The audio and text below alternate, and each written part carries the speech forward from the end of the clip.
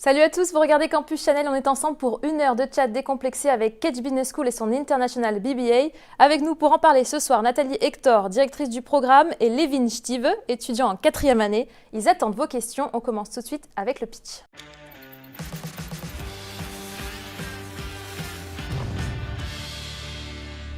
Nathalie, est-ce que vous êtes prête? Prête.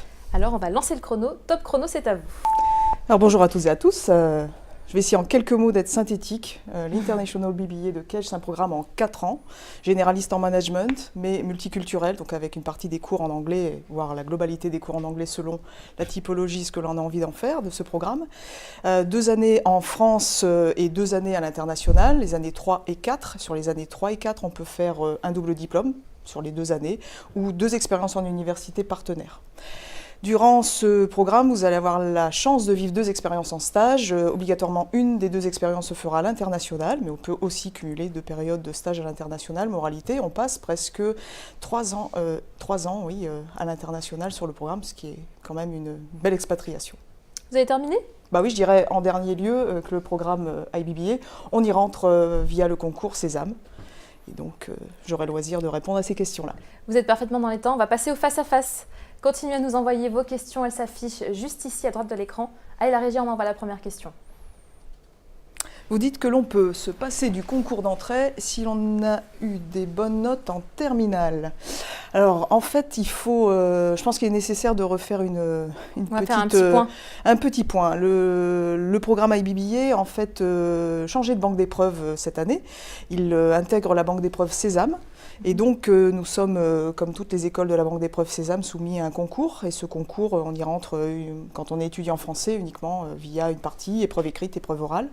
Et donc, on ne peut pas se passer du concours, même si on est diplômé d'un bac avec une excellente mention ou autre, ou avec de très bonnes notes au niveau du bac, ce n'est pas malheureusement suffisant. Alors, donc vous êtes obligé de passer le concours. Et quel type d'étudiants vous recrutez? Quels sont les profils? Quel bac?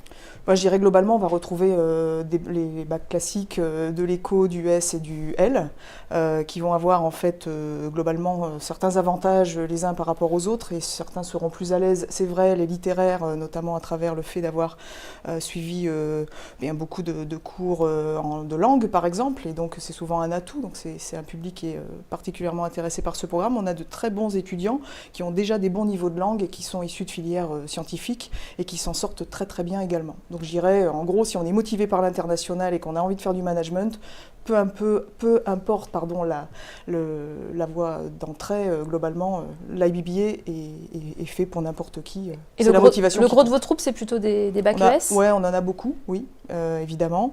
ES, littéraire, c'est une grande partie, une majorité du public. Donc une fois qu'on a passé le concours écrit, on est admissible, donc on peut passer l'oral. Les oraux, avec une partie, c'est le fameux entretien de motivation, qui est souvent un peu stressant et qui pour autant est un vrai moment de complicité, je dirais, entre des personnes qui vont appartenir à l'école et vous rencontrer pour essayer de vous connaître un peu mieux. C'est véritablement aussi un double effet. Hein. C'est que l'école puisse plaire à l'étudiant et inversement, qu'on se rend compte que le profil que l'on recrute correspond pleinement à ce que l'on veut faire de lui dans le cadre du programme.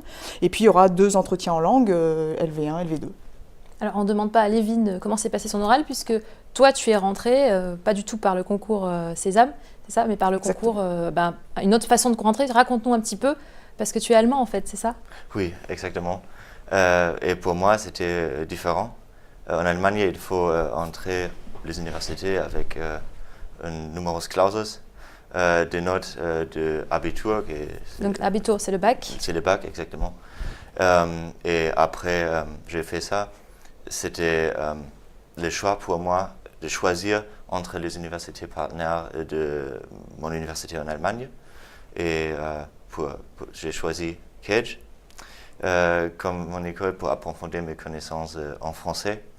Et bien sûr parce que Kedge est bien placé dans le ranking des universités françaises. Mais pour étudier à Kedge, il était seulement nécessaire d'accéder à mon école en Allemagne. Et après, c'était automatique. Et tu es rentré à quel niveau du BBA? Le troisième, oui, IBBA 3. Très bien. En fait, il y a une petite particularité sur ce programme, c'est que c'est un programme qui appartient à une alliance historique depuis toujours, avant même, il y a déjà, je pense, presque 20 ans que cela existe, qui s'appelle TAPSA, et dans laquelle on retrouve en fait l'université de Bremen, d'où tu es issu, 2 universités américaines, une école espagnole, notamment Nottingham, et donc en fait cette alliance, au-delà du fait d'échanger en fait par rapport à des étudiants et donner un accès facilité à nos étudiants, c'est aussi un ensemble de partenaires stratégiques qui permettent en fait d'avoir des échanges académiques et donc du coup ça nous permet d'avoir de très très beaux profils comme le sien, parce que ce sont les meilleurs étudiants de ces écoles-là, et inversement, nous envoyons dans ces écoles en échange des étudiants français. Ils vont vivre 2 années pour obtenir le double diplôme à Bremen ou à UNCW, etc. etc. Ces étudiants-là rentrent forcément en 3e année? Oui. Et ils sont combien? Vous représentez, alors c'est un peu particulier parce que quand les étudiants français du programme Grande École sont en échange, les étudiants internationaux sont sur le campus. Par contre, nous allons avoir des étudiants qui vont rentrer en admission parallèle sur le programme en 3e année, des étudiants français qui vont avoir ce moment-là privilégié sur la 3e année du programme. Ils vont pouvoir échanger avec des étudiants comme Lévin. D'accord. Voilà. Et de ton université en Allemagne, il y en a beaucoup? Beaucoup des étudiants français? D'étudiants comme toi de l'université de Bremen? Dans mes études à Bremen, c'est 40 étudiants, mais pas tous les étudiants partis à Kedge, où aussi il était le choix de choisir entre l'opportunité de faire un double diplôme ou de seulement étudier 1 an en étranger. Et je pense 3/4 des étudiants ont choisi d'étudier pour le double diplôme, mais dans... Vous êtes combien finalement à Bremen en ce moment? De Bremen en ce moment sur le campus à Marseille, vous n'êtes pas très nombreux? Non, à Bremen, je pense la moitié des étudiants qui sont à Kedge, je sais pas. Une dizaine en tout, 10 à tout casser entre la 3e et la 4e année. Vous devez être 10 étudiants de Bremen? Oui. À peu près. Lévin, est-ce que tu peux lire la prochaine question, s'il te plaît? Oui. J'hésite entre une prépa et un BBA. Accède-t-on au même poste avec les mêmes niveaux de responsabilité? Ça, c'est la question. La question, je dirais, entre les profils, les étudiants qui hésitent entre une admission post-bac et une classe préparatoire. Alors, je dirais, c'est une question qui n'est pas simple, évidemment. C'est pour ça qu'elle est répétitive. Mais je dirais, il y a des profils, en fait, pour chaque typologie.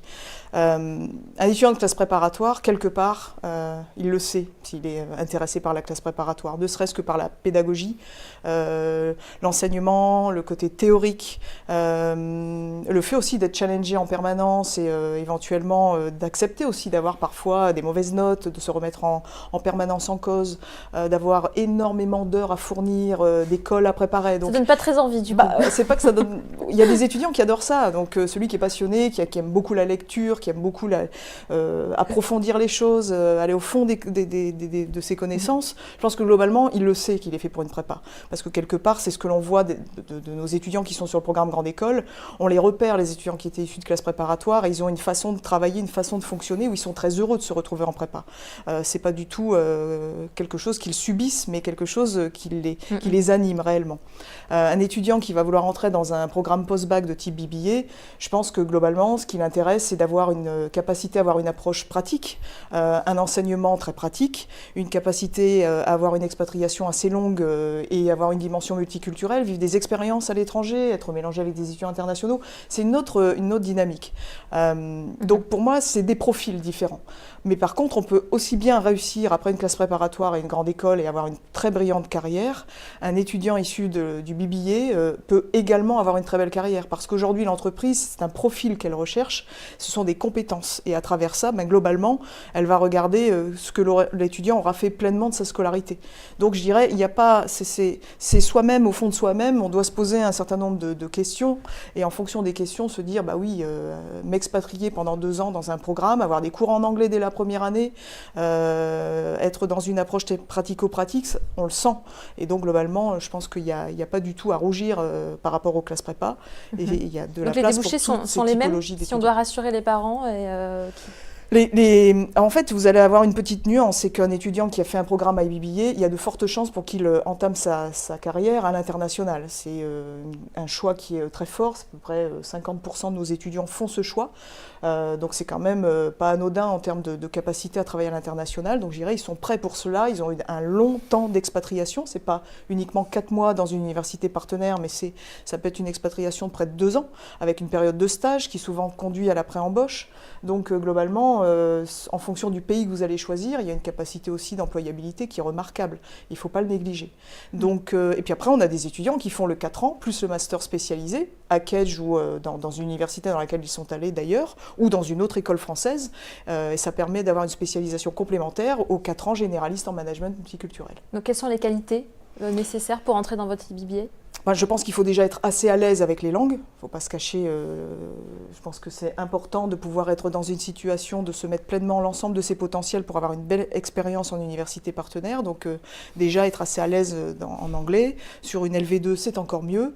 J'irais la deuxième chose, c'est d'être quelqu'un qui apprécie de travailler en mode projet. Donc je pense qu'aujourd'hui, toute école de commerce, dans ses cours, va avoir une dimension certes théorique. Et quand on sort de terminale, on ne sait pas ce que c'est, le mode projet ? Je pense qu'on peut le ressentir quand même. On peut ressentir le fait de se dire qu'à un moment donné, ce n'est pas simplement de la théorie ou le fait de rendre un exercice, mais d'être dans de l'interaction avec d'autres étudiants, de travailler un projet, de le remettre en cause, de travailler aussi à travers des projets associatifs. Quand on a aimé les TPE, par exemple, au lycée ? Je pense qu'on va aimer ça, oui. Ouais. D'accord. Du coup, Nathalie, vous pouvez lire la prochaine question, c'est à vous. Oui, sur votre site, vous dites que le programme est très international, mais en quoi est-ce différent par rapport aux autres écoles de commerce ? Je vais peut-être répondre, ce sera peut-être plus simple. Tu veux répondre ? Oui. Et peut-être tu peux dire, toi, pourquoi tu as choisi Kedge plutôt qu'une autre école de commerce en France, puisque ton but c'était d'approfondir ton français ? Oui, pour moi, premièrement, c'était notre école partenaire, c'est Déjà, Kedge. ok. Pour moi, c'était le choix disponible. Mais aussi, je pense, c'est une très bonne ville d'étudier à Marseille, dans une ville multiculturelle, dans une ville qui est vraiment une ville de commerce à cause de son grand port et les connexions vers la mer Méditerranée. Et pour moi, c'est vraiment que Kedge, c'est pas comme l'université que je connais d'Allemagne. Pour moi, c'est plus 3/4 qu'une université et 1/4 comme déjà dans une entreprise. Parce que nous avons les associations, aussi les choses à côté de ces études, c'est dur, bien sûr, de faire plus que seulement ces examens, particulièrement maintenant dans mon dernier semestre, c'est beaucoup, mais avec son ProAct, c'est un projet autonome à faire en équipe ou seul. Et aussi le BU, c'est vraiment plus que seulement les études. Oui, c'est plus que être dans une entreprise déjà. Bon, c'est bien, tu parles déjà très bien français. Ouais. Merci. Ouais. Alors Nathalie, peut-être qu'on peut revenir sur ce qui fait la spécificité de Kedge par rapport à une autre école. Je dirais il y a 2 choses essentielles. Je dirais notre marque de fabrique, pour faire simple, si on veut se comparer à d'autres écoles, c'est le fait d'avoir investi depuis très longtemps dans un dispositif, tu l'as dit, qui s'appelle BIU. Derrière BIU, en fait, c'est notre label quelque part d'employabilité, dans lequel on va retrouver et la force dans le programme et la qualité des cours et les modalités d'innovation pédagogique. On va retrouver toute la partie liée au Career Center et la troisième partie, sans doute une des plus importantes aujourd'hui compte tenu de ce que demandent les entreprises, la partie pédagogie par l'action, qui s'appelle chez nous ProAct, que l'on peut faire dans le cadre de sa scolarité, en association ou en dehors si on a son propre projet que l'on a envie de mener de A à Z dans l'école ou en extérieur de l'école. Donc cette marque BIU, c'est aujourd'hui véritablement notre modèle de différenciation repéré par toutes les entreprises, qu'elles soient grandes entreprises ou TPE en fonction de ses envies en termes de choix d'entreprise à la sortie de ses études. Ça, c'est le premier point. Et sur l'International BBA, il y a un deuxième point qui est essentiel, c'est que l'international, vous le vivez dès l'instant où vous y êtes rentré, tout simplement parce que vous pouvez, dès le début, dès le premier cours, choisir le parcours complètement en anglais.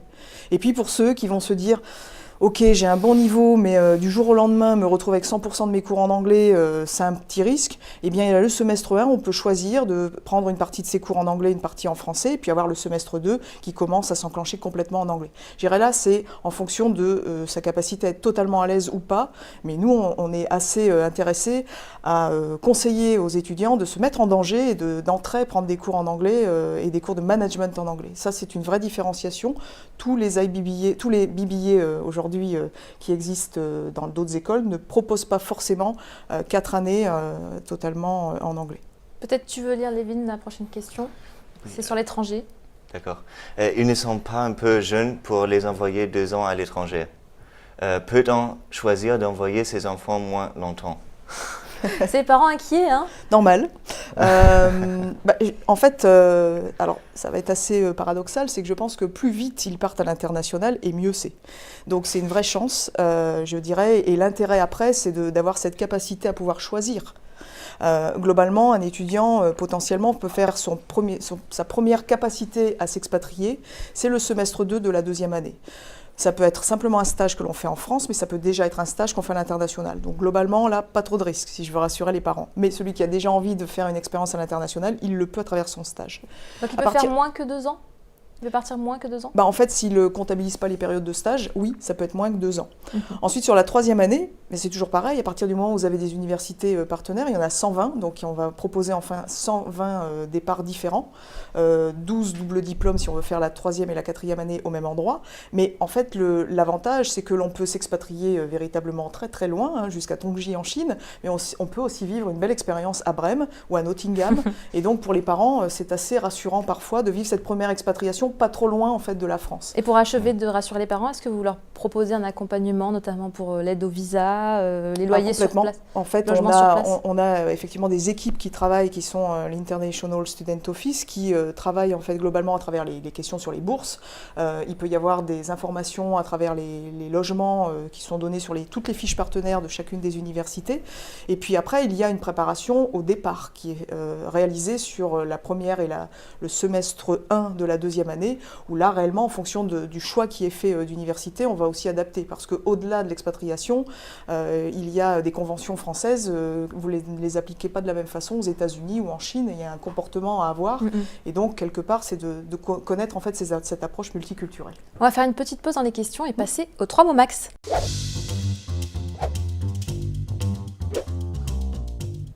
Le 3 mots max, c'est 3 mots maximum pour définir leur programme, leur école, à chaque mot, un argument. Qui veut commencer?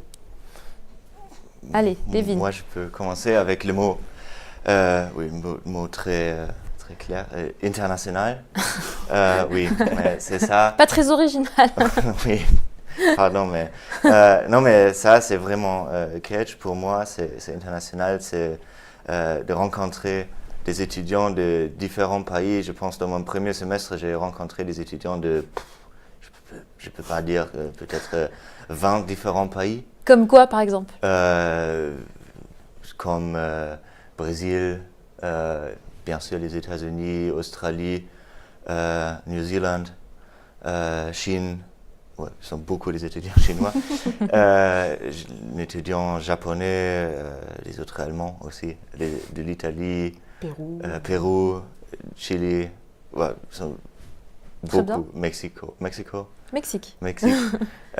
Oui, et ça pour moi c'est vraiment intéressant de aussi faire la connaissance avec les différentes cultures, avec les différentes manières de travail. C'est pas toujours facile.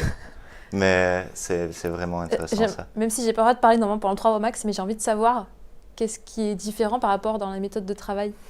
Oui. Est-ce que les Allemands, vous êtes dans le cliché très organisé, les Français un peu bordéliques ou... Tu as le droit de pas répondre. Hein. Tu as le droit. Hein. je pense pas tous les Allemands sont trop organisés. Moi-même, quelquefois je suis organisé. Donc, des autres fois pas. Mais il y a une situation très drôle. Dans notre premier semestre, on a fait un travail de groupe et avec les étudiants de Sénégal et de France.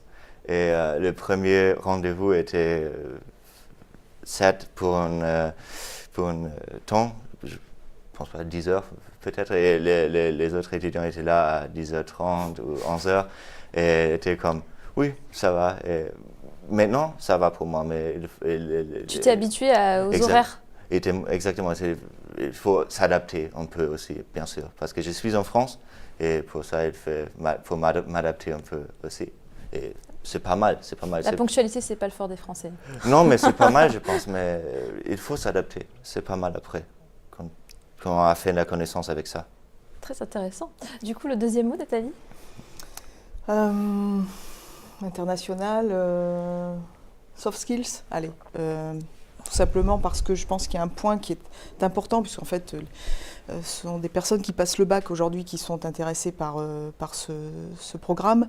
Mais je crois que globalement, au-delà du programme que l'on présente ce soir, aujourd'hui, ce qui fait la différence en termes de CV, si on peut encore appeler ça un CV, ou ce qu'on fait sur son LinkedIn ou autre, globalement, la différenciation, c'est la compétence.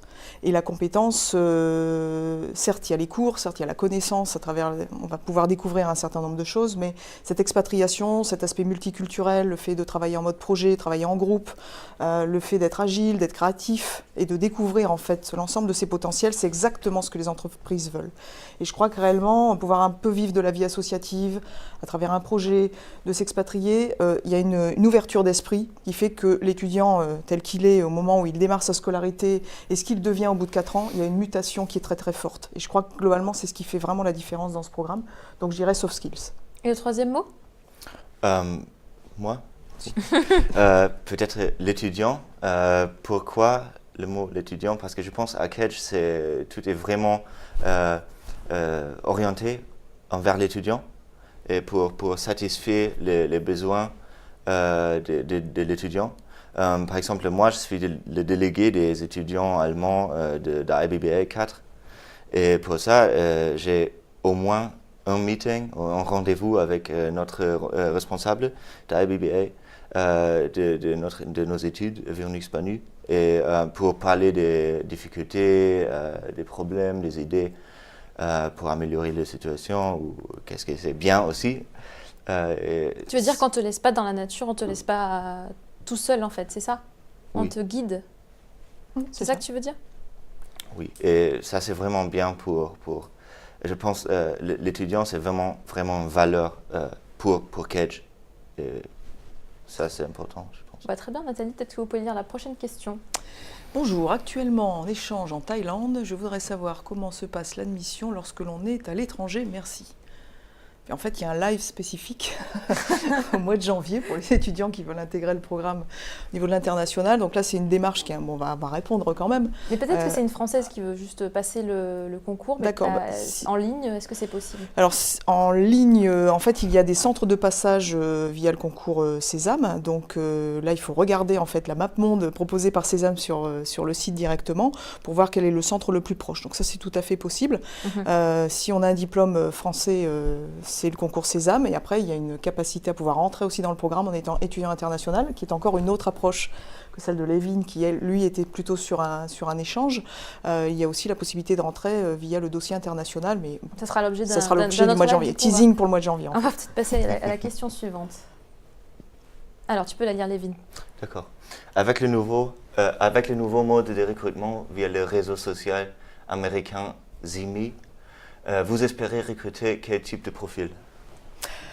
Alors là, c'est pareil, je pense qu'il y a une petite, il peut y avoir une petite différence par rapport au concours de l'année dernière qui était sur une autre banque d'épreuves et pour lequel il y avait la possibilité de présenter un dossier en étant étudiant français via la plateforme Zimi. Donc maintenant, c'est plus du tout donc aujourd'hui, possible. non, le Sésame est une banque d'épreuves très carrée et dans laquelle en fait l'entrée en fait sur ce programme quand on a un diplôme français, le bac, se fait exclusivement via le concours Sésame et donc il n'y a pas du tout l'utilisation de la plateforme Zimi. Est-ce qu'on peut juste rappeler rapidement les épreuves qu'il y a dans ce concours Sésame?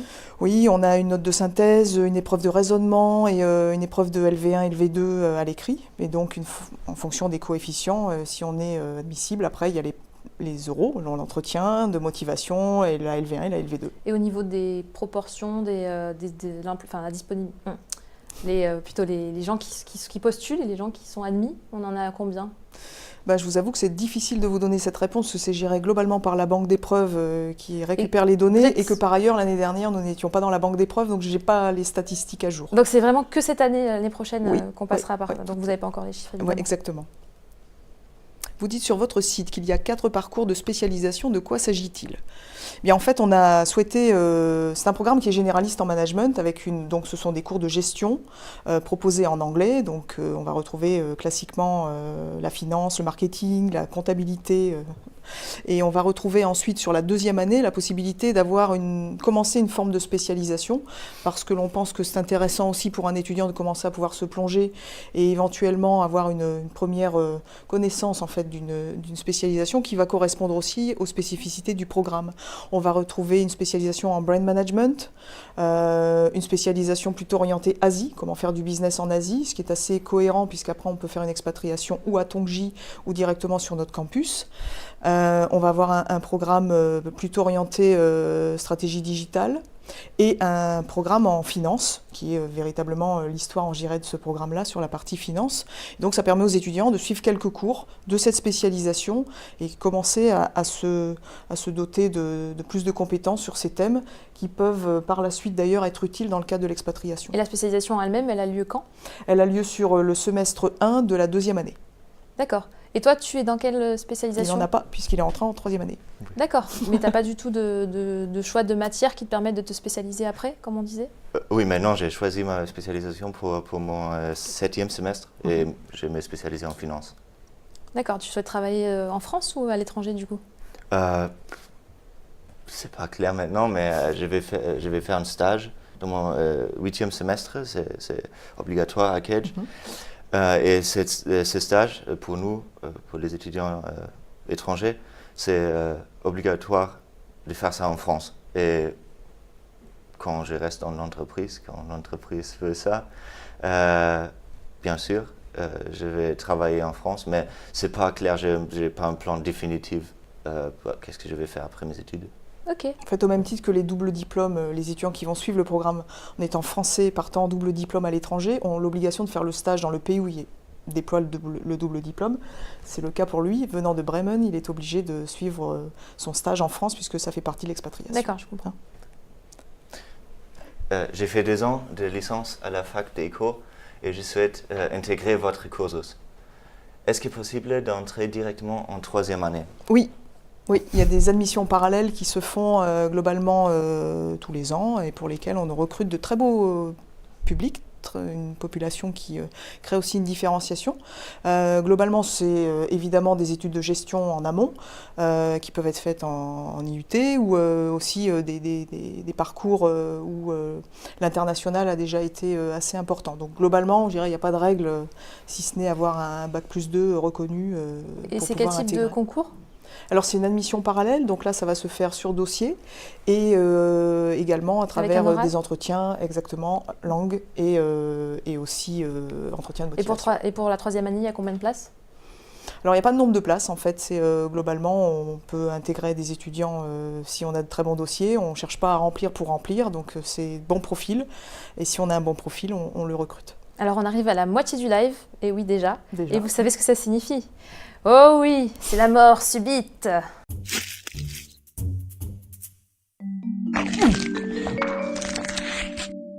Vont-ils tirer le meilleur ou le pire ? La réponse tout de suite. Alors vas-y, tu peux tirer un papier, attention.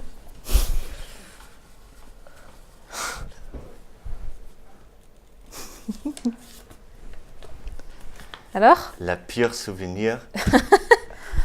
Alors. J'ai une question, pardon. Oui. Souvenir, ça dit quoi ? Erinnerung. Ah, d'accord. Danke. Bitte.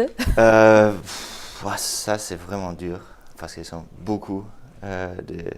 Alors attention, c'est le pire. Ah, c'est le pire, pardon. Ça, pas beaucoup. C'est très difficile. Mais c'est aussi difficile. Mais tu peux dire quelque chose de ton cursus en général, hein, pas forcément à Kedge.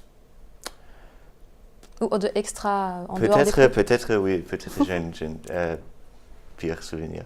Dans notre premier appartement à Marseille, c'était un vraiment bel appartement, mais c'est beaucoup de cockroaches.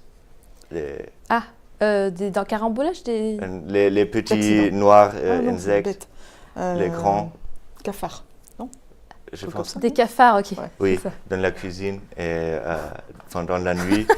Et, ouais, Alors l'année dernière, Oh. vous aviez les sangliers Oui, c'est ça, en termes de exactement. faune. Exactement. oui, et, ouais, c'était un vieil appartement et dans la nuit, c'était quelques fois quand j'ai entré la cuisine, la lumière, c'était beaucoup de ça. Et tu as déménagé du coup? Pas directement, Ouais. mais non, l'appartement c'était bien à côté de ça. Mais oui, après un an, on a déménagé. Ok. Ouais, c'est un très bon pire souvenir. Et Nathalie? Ouais, pire souvenir, j'avoue que je sèche un peu. Pire souvenir au sein de l'école, globalement. Ça va vous paraître un peu bizarre, mais Que des non. bons souvenirs. En fait, en gros, c'est pas des pires souvenirs, c'est des moments où on est pris sur un agenda et on peut pas tout faire et on loupe des moments importants de leur vie d'étudiants. Je dirais un séminaire d'intégration, par exemple, ça paraît pas, mais ou l'accueil des étudiants étrangers qui a toujours lieu début septembre et généralement on a aussi d'autres moments importants dans le cadre de la préparation de la rentrée pour l'ensemble des programmes et donc de les voir tous dans l'amphi, c'est vraiment un moment assez magique de voir toutes ces nationalités et cet accueil-là. Donc moi j'ai pas de pire souvenir, j'ai plutôt des moments de frustration quand je peux pas les accompagner sur des temps forts de leur scolarité. Bon, ça vaut pas les cafards. Hein. Non, non. Du coup, je sais plus où on en est. Peut-être à vous, Nathalie? 45% de vos élèves complètent leur BBA avec un master. 4 ans, c'est trop peu pour les employeurs. Alors, 4 ans, c'est trop peu. Je dirais globalement, on a une partie des étudiants qui font le choix d'intégrer directement et généralement le stage de fin d'études a été l'opportunité d'avoir un emploi. Dans ce cas-là, les étudiants stoppent leur scolarité. Pour beaucoup, parce que on est en France, donc le système de la licence, master, doctorale, la règle LMD est quelque part rassurant, est un point un peu rassurant pour les familles et puis pour les étudiants qui se disent bon, il y a le bac plus 5 en France, c'est ce qui est reconnu, c'est ce qui a de la valeur et qui se rassurent quelque part en allant chercher la 5e année. Si on doit faire une 5e année, c'est que ça doit avoir un intérêt. Et je dirais après avoir ce temps d'expatriation, une bonne compétence généraliste en management, la 5e année, elle doit être choisie pour être un vrai sas de spécialisation, aller chercher un master spécialisé où on va véritablement se donner une année pour développer des connaissances spécifiques dans un secteur d'activité, en donner encore plus de plus-value à son parcours. Et que font du coup la majorité de vos étudiants? Ils vont en MSc?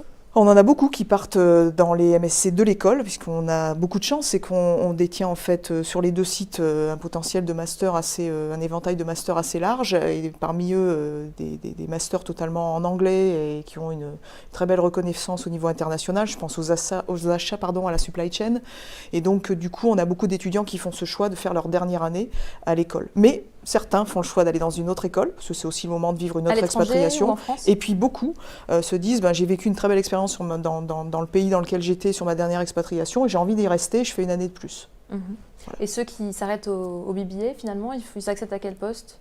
Ils vont se retrouver souvent sur des postes de junior, tous secteurs confondus, et généralement sont des postes pour lesquels l'aspect multiculturel est prépondérant. Donc ils vont généralement démarrer sur des fonctions très précises, avec une capacité d'évolution assez rapide. Donc dans les 3-4 ans, il va y avoir une vraie capacité à pouvoir évoluer assez rapidement dans ces entreprises. Et on est dans les proportions qui étaient évoquées, 45%? Oui, c'est ça à peu près, ouais, tout à fait. Toi, tu veux continuer après le BBA ? Comme je dis, c'est pas clair parce que, comme j'ai dit, je vais faire un stage en France et après, je pense que je vais faire un master, mais c'est pas clair pour moi si je vais faire ça directement après mes études maintenant ou peut-être dans un second temps après. Exactement. Tu peux prendre la prochaine. Oui. Faut-il un niveau minimum en anglais pour avoir accès au parcours Full English dès la première année? Non, en fait, on va tester en fait pour avoir un point de repère, mais globalement, l'idée c'est de permettre aux étudiants de se lancer. Donc, l'objectif, c'est pas du tout de mettre des freins. Mais il y a quand même une épreuve dans le concours Alors César. ça, c'est sur la partie concours. Donc déjà, ça permet de refléter en fait son propre niveau à travers le concours et ce que l'on aura obtenu comme résultat. Mais je dirais pour démarrer les cours dès la première année, c'est l'étudiant qui se sent à l'aise ou pas. Et donc là, c'est le curseur, on le place directement en disant allez, j'y vais à 100%. Généralement, les étudiants qui ont déjà des très bons profils en anglais. Et puis ceux qui font le choix de faire du 50-50 sur la première année, enfin semestre 1 de la première année, c'est pas vous c'est du tout eux qui qui font leur le choix, dites. pas du tout. On les conseille. Moi, je conseille systématiquement de se mettre dans la situation la plus difficile parce que ça permet ensuite de vivre une expatriation beaucoup plus simple et aussi de se donner encore plus de moyens, d'avoir un meilleur score de langue pour les départs en université partenaire. Ça concerne beaucoup d'étudiants, ce Ouais. première année en full English? Oui, en fait, on a plus de la moitié des étudiants qui vont faire le choix d'être directement sur un semestre 1 totalement en anglais. Et à partir du semestre 2, dans tous les cas, c'est 100% des étudiants. Et au niveau des professeurs, ce sont des professeurs anglophones Oui. natifs? En fait, alors il y a plusieurs typologies. Kedge étant une école triple accréditée, ça fait partie des critères d'avoir un pourcentage de professeurs internationaux. Donc on a aujourd'hui presque la moitié de notre corps professoral en anglais. Donc sur les programmes dits internationaux, c'est prioritairement des professeurs étrangers qui donnent cours. Et on a aussi des professeurs qui sont français, mais qui ont eu des expatriations dans le cadre de leur profession et qui ont un bon niveau en anglais. Parfois, il peut y avoir, c'est vrai, un professeur qui aura un accent un peu particulier, mais ça fait aussi partie de l'apprentissage. On ne tombe pas que sur des personnes totalement bilingues. On peut aussi avoir un professeur indien. C'est pas forcément évident de comprendre un indien qui parle l'anglais. Ou français? Ou un français qui parle l'anglais, mais j'irais globalement, l'idée c'est d'être capable de s'adapter aussi à toute situation. C'est pas forcément d'avoir que l'anglais qui parle un Qu'est-ce que un tu en anglais penses, parfait. Lévin, des cours des professeurs Est-ce que toi, tu as tous les cours en anglais? Moi, non, j'ai commencé dans mon premier semestre avec tous les cours en français. Ah, d'accord. Après, c'est moitié-moitié pour moi, anglais-français. Et tu avais un bon niveau en français en arrivant à Kedge? Je sais pas. C'était dur d'avoir tous les cours en français, mais j'ai travaillé beaucoup de vocabulaire et tout ça. Et voilà, après, Donc il y a aussi ce choix de faire full French. Parce Quand qu'en on fait, arrive- comme c'est un étudiant étranger, l'objectif c'est qu'ils viennent en France pour améliorer leur Il peut français. choisir d'avoir tous ses cours en anglais? Alors non, parce que ça fait partie du processus pour eux d'avoir des D'accord. cours en français, parce que dans le cadre de leur double diplôme, ils vont être aussi, on va vérifier en fait leur évolution de niveau de langue au niveau du français. Ça fait partie des conditions du double diplôme, au même titre que nos étudiants, s'ils partent en double diplôme, je sais pas moi, à Valencia, on va regarder leur niveau de LV2 espagnol, et donc ils vont suivre des cours en espagnol dans le cadre du double diplôme. Et pour partir en Allemagne, il faut avoir un bon niveau en allemand aussi. C'est quand même requis. Après, en Allemagne, on a une particularité, c'est un pays aussi où l'anglais a un fort intérêt, et donc il y a la possibilité de suivre des cours. Moi, généralement, les Allemands parlent assez bien l'anglais. Mieux que nous en tout cas. Je trouve, mais Moi c'est aussi. peut-être une c'est vision mieux externe. mais c'est mieux que je parle français. Oui, c'est Et sûr. généralement, nos étudiants français peuvent être dans des universités, avoir accès à des cours en anglais. En complément, je dirais même en Chine, globalement, c'est aussi des cours en anglais à Tongji, parce que les cours en chinois, c'est pas forcément le plus simple non plus. C'est sûr. Du coup, Nathalie? Les élèves en BBA ont-ils le temps de s'engager dans une asso au sein de campus? Est-ce que tu fais partie d'une association? Non, pas vraiment, parce que pour moi, c'était pas possible de vraiment participer à une association, parce que je suis seulement là le 3e et 4e année. Il faut être, je pense, au moins 2 ans dans l'école pour participer, pour vraiment être membre d'une association. Mais tu profites quand même des événements des associations? Oui, par exemple, moi, je suis inscrit dans le salle de la musculation de Kedge, et ça, c'est fait par le BDS, le bureau du sport. D'accord. Et aussi, dans mon ProAct, c'est un projet tandem de langue et d'échange interculturel entre les étudiants de Kedge. C'est aussi en collaboration avec le ProLangue et aussi des associations. Peut-être pour revenir à la question, est-ce Oui. que c'est En fait- facile de concilier les deux? En fait, les étudiants du BBA ont accès aux associations de l'école. Il y en a sur le site de Marseille à peu près 35. Globalement, ils vont avoir une tendance à vouloir aller vers l'association Interact, qui est plutôt en lien avec les étudiants internationaux. Mais globalement, tout leur est ouvert. Après, réellement, ça va être une histoire aussi de motivation. En tout cas, puisqu'ils sont là 2 ans et qu'être membre d'un bureau associatif, ça nécessite d'être sur place 2 ans parce que c'est un vrai projet et il y a une exigence professionnelle. Je veux dire, c'est pas juste une c'est qu'on va aussi au niveau de l'équipe qui pilote en fait la vie associative être très attentif à la capacité à en faire quelque chose de professionnel et pas simplement un endroit festif. Ça, à la limite, il n'y a pas besoin d'asso pour ça. Et donc globalement, les étudiants qui s'investissent dans la vie associative, c'est vraiment des étudiants qui ont fait ce choix-là. Sachant que c'est un programme qui est quand même difficile puisqu'il y a l'apprentissage des langues et les cours en anglais et autres, donc il y a des étudiants qui trouvent cette motivation. Et puis, moi je pense que c'est important de le préciser, on peut aussi vivre des très très beaux projets qui ne sont pas forcément dans la vie associative, qui sont de vrais PROAC que l'on mène en équipe de A à Z, que l'on peut même continuer d'ailleurs quand on est à l'étranger, et qui vous permettent de développer des projets, vos propres projets, ce qui vous plaît. Et je pense que ça aussi, c'est un vrai atout, et tous les étudiants du BBA doivent valider dans leur requis au diplôme un PROACT qu'ils font à l'école ou après dans le cadre de l'expatriation. Un exemple de PROACT intéressant, pour qu'on se soit bien concret? On en a plein. Ça peut être le fait de se dire à un moment donné, je vais donner quelques mois de mon temps sur la période de stage, je vais l'accumuler avec une expérience humanitaire et donc je vais développer un projet pour récolter je sais pas moi, ça va paraître classique, mais des fournitures scolaires pour un pays où il y a une utilité parce qu'il y a un lien à un moment donné avec cet étudiant. Ça peut être de s'investir pleinement sur des fonctions du BDS ou participer à des commissions d'Interact, qui est l'association qui va aider à développer les relations interculturelles. On en a qui vont s'investir pour déployer des ruches et tout ce qui est lié aux produits, voilà, c'est dans le parc national des Calanques. Et ça concerne aussi les étudiants étrangers, justement, ça? Ah oui, globalement, tous les étudiants de l'école, en fait, si vous voulez, il faut vraiment venir à Kedge, à Marseille pour le voir, mais c'est une école qui appartient à ses étudiants. Ils sont maîtres des lieux, ils font, je ne vais pas dire ce qu'ils veulent parce qu'il y a un encadrement, mais globalement, c'est une école qui est ouverte avec des horaires très rares, hein, jusqu'à 23h sur le campus. Les assos sont tout un espace qui leur est dédié et les étudiants internationaux sont pleinement intégrés là-dedans. Il n'y a pas du tout les étudiants français et les étudiants internationaux de l'autre. D'accord. Donc, et il y a une population d'étudiants chinois qui sont liés à un institut franco-chinois et qui viennent amener aussi une culture qui est la leur et qui s'investissent aussi. Et c'est véritablement cette mixité, elle est très intéressante et produit des choses assez intéressantes. Je dirais des concerts. On a une fois par mois un concert avec des étudiants étrangers et donc là tout le monde est là et regarde ça entre midi et 2. Enfin bref, il y a plein de moments d'interaction et c'est eux qui créent cette dynamique. Et puis après il y a toute une partie que je ne vois pas mais qui a l'air très très passionnante aussi. Vous n'avez pas envie de voir peut-être? Peut-être pas, oui. Lévin, c'est quoi ton PROACT? Ça c'est un tandem. Tu dois créer un tandem des groupes ou des couples internationaux. Je pense, premièrement, sont les anglophones et les français. Pour apprendre, par exemple, le français, un français et un anglais peuvent se rencontrer pour apprendre l'anglais et le français. C'est un mythique académique, hein, peut-être, non? Pardon? Mythique académique? C'est ça ton...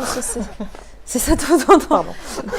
C'est ce qu'il a fondé, c'est Mythique Academy? Non, mais je ne sais pas, mais ça a l'air de ressembler à ça dans la façon dont tu l'exprimes. Mais parce que vous dites qu'il faut faire un PROACT. C'est une PROACT. forme de parrainage. En gros, son tandem, c'est une commission qui permet d'associer un étudiant international avec un étudiant français, de créer une forme de parrainage. Et en fait, ils vont être solidaires. Entre eux. Ils vont échanger, le français va aider l'étudiant étranger inversement. Mais ça constitue un PROACT, c'est ça qu'on appelle? Oui, parce qu'en fait, globalement, il y a toute une méthodologie derrière, il y a toute une organisation, ils doivent gérer des manifestations, enfin bref, il y a toute une typologie de projets qu'ils doivent décider en amont et améliorer aussi les relations entre ces différentes personnes. Donc, je dirais c'est une commission un peu plus spécifique. Donc ça, je dirais c'est assez entre guillemets classique dans le sens où ça va se reproduire d'année en année, mais il y a quand même une organisation, je dirais, globalement à mettre en place. Et comme ils sont là très peu de temps, ils se mettent sur cette typologie de projet parce que pour eux, c'est aussi beaucoup plus simple et c'est surtout intéressant en tant qu'étudiant international de pouvoir jouer ce rôle de mise en contact entre deux typologies d'étudiants qui ne se connaissent pas. Très bien. Tu peux peut-être lire la prochaine question? Oui. Je souhaite faire un double diplôme à Moscou. Dois-je bien savoir parler russe? Parce que c'est pas encore ça, honnêtement. On a un tout petit peu parlé. Mais Oui. on va En fait, développer. on peut suivre sur le campus de Marseille des cours de russe, débutants, intermédiaires et confirmés. Donc ça, c'est déjà bien, parce qu'en fonction de son niveau, on peut ajuster cela. Et quand on commence à être sur des doubles diplômes avec cette typologie de spécificité comme la Russie ou la Chine, généralement, il y a des cours qui sont proposés en anglais et qui permettent de vivre l'expérience de cours en anglais, ce qui est moins risqué, je dirais, que des cours en russe, où là, effectivement, il y aura une limite dans la capacité à pouvoir expatrier nos étudiants. Par contre, on a des étudiants qui ont un niveau moyen ou déjà très bon en russe et qui peuvent, dans le cadre du double diplôme, suivre des cours en russe si leur niveau le leur permet. Et là, ça va être généralement, j'irai en direct avec les équipes de l'international de Kedge, avec l'équipe de l'université, Plekhanov pour le coup. Et donc, en fonction de la typologie de l'étudiant, d'avoir pas dire un sur-mesure, mais un learning agreement. Donc c'est le contrat où on choisit ses cours en amont de son départ dans le catalogue de cours proposé par l'université que l'on va choisir, et donc éventuellement de choisir en plus un cours de management en russe si on a déjà le bon niveau. Sinon, Donc pas d'inquiétude pour cet étudiant? Non, pas du tout. Votre future école a-t-elle de l'humour? Pour le savoir, on passe à la question décalée.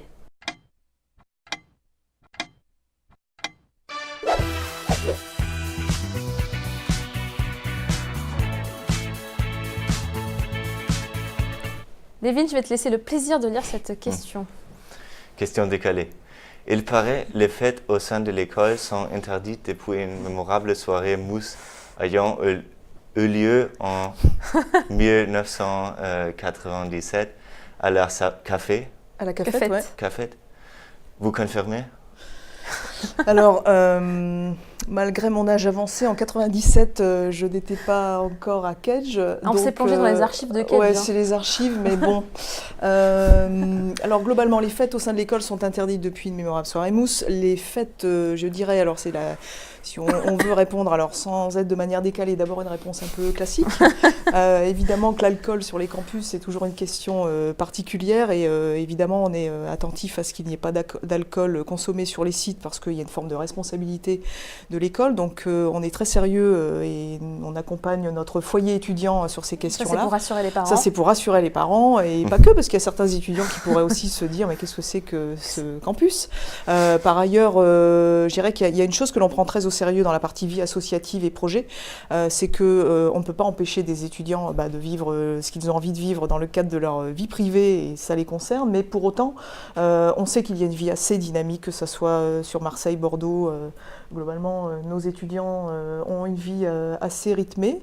Ça fait partie, il ne faut pas se cacher, ça fait partie de la vie d'une école et d'une école de commerce. Alors par contre, ce qui est important et intéressant, et je dirais, c'est peut-être là le côté décalé de ma réponse, c'est qu'on a un dispositif qui s'appelle Wellness, qui n'existe pas partout dans toutes les écoles, où cette équipe, qui est une équipe de l'école, avec des cadres dans l'école, avec des psychologues, travaille avec les associations, et donc il y a tout un dispositif de sécurité qui est mis en place. Même les équipes Wellness participent parfois aux plus grosses soirées du bureau des élèves, avec la capacité à aider son prochain. C'est-à-dire que l'idée, c'est de ne jamais laisser un étudiant en difficulté si on en croise un dans un séminaire d'intégration ou ailleurs. Donc ça, c'est une vraie force. Donc c'est quoi, c'est des sortes de SAM? Oui, il y a des SAM, il y a aussi l'accès aux préservatifs, aussi si on ne veut pas parler forcément que de l'alcool, mais aussi sur un autre danger lié à ça. On va avoir le fait de pouvoir souffler dans le ballon et avoir accès à cela. Parce que les fêtes ont lieu où en fait? Généralement, les bureaux des élèves sont organisateurs pour l'ensemble des associations des soirées. Ces soirées vont avoir lieu dans Marseille, généralement à travers... Donc c'est pas tout à fait à l'endroit où il y a le campus? C'est pas du tout sur le campus, il n'y a pas de soirée sur le campus, parce que le campus est un peu excentré, donc les étudiants préfèrent aller faire la fête dans la ville. Voilà. Par contre, c'est notre devoir aussi d'accompagner nos associations pour éviter de mettre des étudiants en danger, qui plus est jeunes, parce qu'issus du bac. Voilà. Donc je sais qu'il y a une très belle vie. Globalement, on a des étudiants qui ont cette capacité à pouvoir être accompagner l'autre, et je pense que c'est une vraie chance. C'est aussi la vraie chance, pour compléter, d'habiter dans une grande ville, c'est qu'il y a aussi des moyens de transport qui évitent de se mettre en danger lorsque on peut avoir bu un petit peu. Lévin, on fait bien la fête à Marseille? Oui, généralement, oui. Mieux qu'à Brême? C'est différent. c'est vraiment Il y a peut-être différent. moins de bière et plus de pastis, non? Ouais, les bières en Allemagne, pour moi, je trouve ça mieux, mais, mais en France, On te laisse a ça. du vin. On a du vin. Non, mais c'est différent. D'accord. Mais tu t'amuses bien quand même. Oui, bien sûr. Ok. Donc, qui veut lire la prochaine question? Nathalie. Vous dites que 70% de vos diplômés trouvent un premier job à l'étranger, ça m'intéresse, mais dans quel pays en majorité? Alors, bonne question. C'est bien ça, 70%? Oui, alors c'est un peu, ça varie d'une année à l'autre. 70% de vos diplômés trouvent un premier job à l'étranger. Tout dépend s'ils ont fait, ils font partie de la proportion d'étudiants qui ont fait un MSc, qui parfois vont plutôt rester dans une filière française, dans une entreprise française, mais en ayant des fonctions internationales. Donc ça peut varier d'une année à l'autre. Je dirais, on ne va pas avoir un chiffre 70%. Ça fait beaucoup quand même. Bon, c'est beaucoup. C'est qu'il n'y a pas assez de travail en France? En fait, la particularité de ce programme, et c'est tout son intérêt, parce qu'on n'en a pas trop parlé tout à l'heure, mais le fait qu'il soit BBA, ça veut dire qu'il est en 4 ans. Donc il est en format anglo-saxon. Voilà. Et donc dès l'instant où vous voulez travailler dans un pays anglo-saxon ou l'Amérique du Nord, le modèle du bachelor, c'est le modèle en 4 ans. Donc vous avez une grande capacité à vous intégrer en Amérique du Nord, ce qui est une vraie force, parce que pour eux, les autres typologies de post-bac leur sont totalement inconnues. Au même titre qu'une classe préparatoire et un programme grande école ne leur est pas familier. Il faut véritablement expliquer ce que c'est. C'est un véritable atout et ce qui fait qu'il y a une capacité à pouvoir déployer une énergie folle pour trouver un bon premier emploi ou même un stage à l'international, particulièrement dans les pays anglo-saxons. C'est une vraie force. Ils partent où en majorité, vos étudiants? Pour beaucoup, on va les retrouver en Angleterre. Beaucoup vont vivre une première expatriation, je dirais, en Europe globalement. Certains en Suisse, au Luxembourg, en Allemagne. Pour beaucoup aussi, la première expatriation, ça va être l'Amérique du Nord. Généralement, il y a une capacité et c'est assez naturel. Et après, vous savez s'ils rentrent en France au bout d'un moment? Alors c'est assez partagé, mais globalement, c'est généralement au bout d'un certain nombre d'années où ils reviennent en France. Donc je vous dirais, les statistiques, c'est pas forcément évident de les tenir à jour, mais l'expatriation, elle dure un minimum en général de 5, 6, 7 ans. Et parfois, ils se rendent compte après de la chance que l'on a parfois de travailler en France, je dirais pour d'autres avantages, des avantages plutôt sociaux, qui font qu'à un moment donné, quand ils commencent à se poser des questions, je sais pas, d'avoir un enfant ou ce genre de choses, ils se disent waouh, la sécurité sociale, il y a tout un tas de critères qui peuvent rentrer en ligne de compte et qui font qu'ils se disent finalement la France c'est bien aussi. Donc il y a parfois une nostalgie française. Lévin, il y a une autre question. D'accord. J'ai vu dans les classements de Challenges que Neoma proposait un BBA similaire, mais qu'elle est un peu mieux classée que Kedge. Pourquoi mon fils devrait-il vous choisir? Alors c'est toujours intéressant quand on parle de Neoma, parce que Neoma, c'est une école avec laquelle nous avons d'excellentes relations, liées au fait que nous avons par ailleurs d'autres programmes dans la même banque d'épreuves qui est Écrit-Com. Ouais. Et donc, aussi une expatriation, il me semble, en 2 ans. Oui, tout à fait. En fait, on a des programmes, on appartient à la même banque d'épreuves qu'est Sésame. Donc déjà, je dirais globalement, ça veut dire qu'on est dans la même philosophie. Mais alors ensuite, justement, si je suis admis aux deux, si vous êtes admis aux deux, tant mieux, déjà, c'est bien, c'est une bonne chose. J'irai après, Neoma, en plus, a 2 programmes pour ne rien cacher qui sont proposés dans la banque d'épreuves et 2 programmes en 4 ans. Ensuite, ce qu'il faut regarder, j'irai globalement, il y a plusieurs choses. Premièrement, c'est ce qui est proposé en termes d'expatriation, pas forcément la même chose que ce que propose Kedge. Donc ça peut être intéressant de regarder les différenciations. Deuxièmement, je pense que c'est encore une fois, comme toujours, quel que soit le programme dans lequel on rentre, à un moment donné, c'est une rencontre. Et pour moi, j'ai un point qui est très intéressant, c'est une rencontre. Et au moment du concours, il va y avoir le fait de la question qui va se poser, c'est de se dire, quand je passe les oraux, où je me sens bien.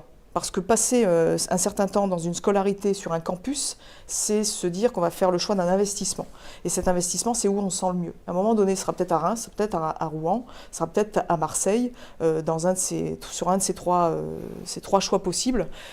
Si c'est Neoma, c'est qu'il y aura peut-être des avantages liés à des choix d'université qui sont proposés, ou des spécificités. Si c'est Kedge, c'est sans doute pour d'autres raisons en termes de choix d'université, ou le fait que le programme soit en 4 ans en anglais, ce qui n'est peut-être pas le cas, je ne sais pas, je ne connais pas assez bien leur programme pour cela. Et par ailleurs, après, c'est une expérience de campus, je dirais. Donc, tant mieux si vous êtes admis sur les deux, ça veut dire que vous allez passer les entretiens. Donc, ça sera au moment de l'oral que le choix se fera? Généralement, c'est le cas.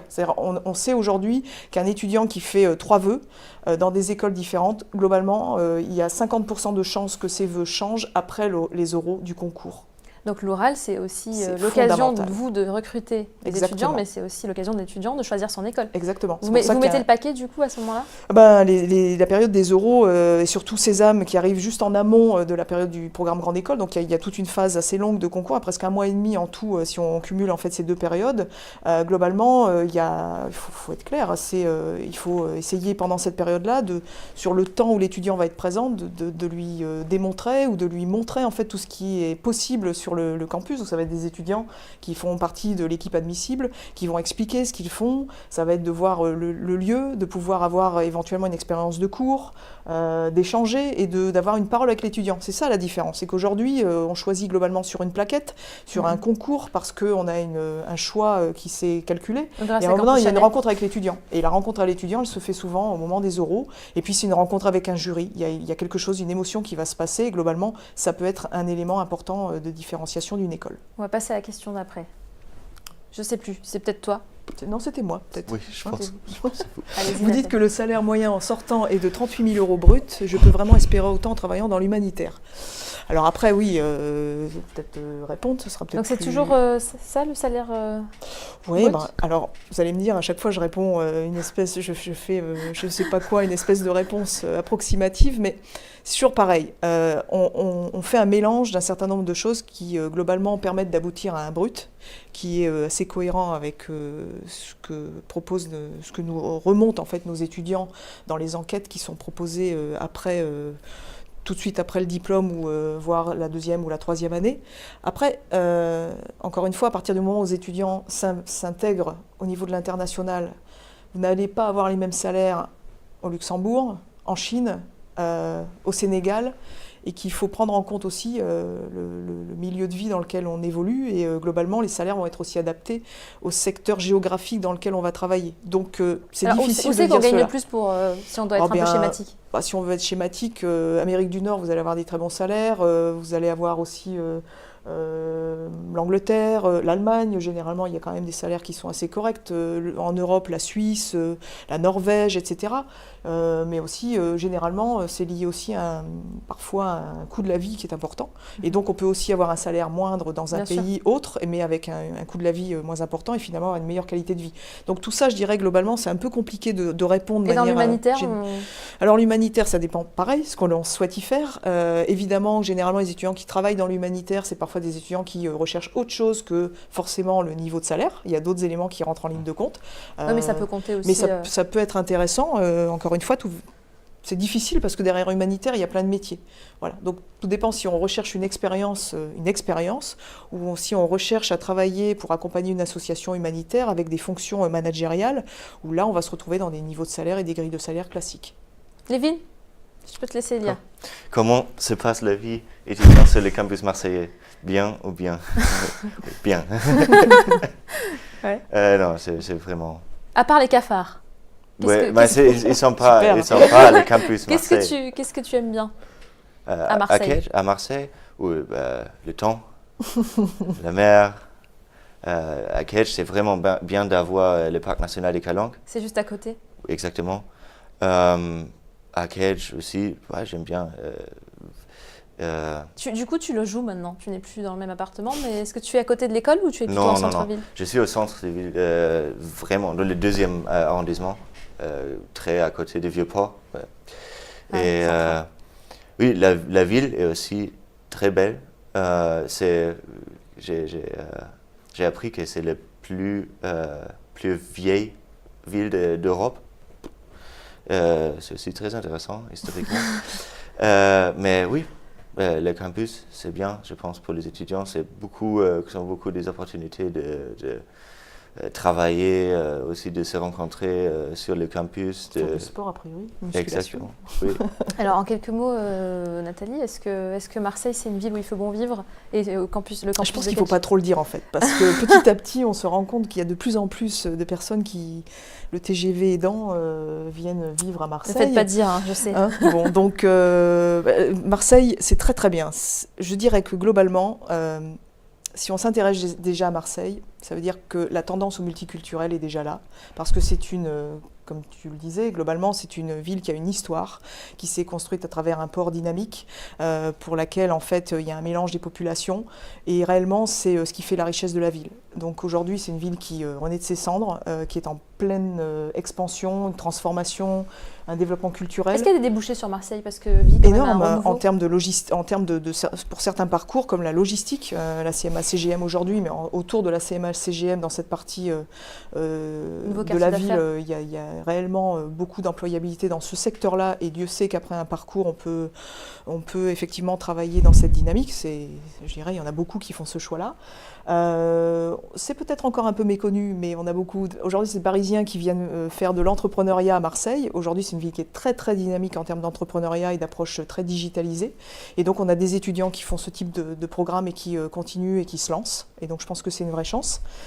Et puis, on va avoir toute une thématique autour, au-delà de la mer, du tourisme. Et aujourd'hui, il y a une vraie capacité, compte tenu du positionnement dans un certain nombre de classements, je dirais, de tourisme. Aujourd'hui, Marseille est classée comme une des meilleures destinations. Donc, on a beaucoup d'Américains qui viennent et de plus en plus. Donc, tout ça facilite en termes l'employabilité parce qu'aujourd'hui, c'est une ville qui a encore plein de potentiel en elle, au même titre que nos étudiants. Donc, je dirais, globalement, Nathalie, il faut venir la découvrir. J'aimerais en parler des heures parce que je suis moi-même marseillaise. Ah bon, mais on va passer à la chouchoute. Je vais vous laisser ce petit plaisir avant la fin.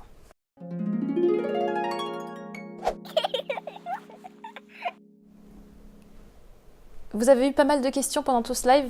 Laquelle avez-vous préférée? Qui veut répondre? Tu te souviens pas? La dernière, parce qu'elle était encore à l'écran. Oui, peut-être. Pour moi, peut-être parce que c'était bien à répondre à la dernière question. Sur Marseille? Oui, c'est Marseille. Je sais pas. La dernière question sur Marseille. Vous aussi, Nathalie? Oui, la dernière question sur Marseille, évidemment, parce que je pense que c'est évidemment ce choix de cette école qui est positionnée à un endroit un peu stratégique sur le parc national des Calanques. La ville à 20 minutes en bus, le super JetBus, et puis une autre réalité. Donc on voit bien nos étudiants s'épanouir, donc ça c'est une vraie chance. Je dirais après, il y avait un deuxième point qui moi m'a intéressé, c'est évidemment la question sur l'international, parce que c'est la raison pour laquelle on est là ce soir, oui, et que je crois que globalement aujourd'hui c'est vraiment la vraie force de ce programme, c'est d'avoir été en capacité de développer des partenariats, 120, d'avoir des étudiants à différents niveaux que l'on est en capacité de pouvoir faire évoluer au meilleur d'eux-mêmes, et que notre pédagogie et sa différenciation fait que ces étudiants-là, quand on leur serre la main ainsi qu'aux parents au moment de la diplomation, on voit bien la transformation qui s'est produite. Et je pense que du coup, vous me donnez cette occasion-là, donc je choisirais la question qui revenait sur la question de l'international, sur le point de l'international. Eh bien, merci beaucoup à tous les deux d'avoir été ici, d'avoir répondu à toutes ces questions. Merci. Merci beaucoup. Merci beaucoup. Et surtout, merci à vous d'avoir posé toutes ces questions. À bientôt sur Campus Chanel.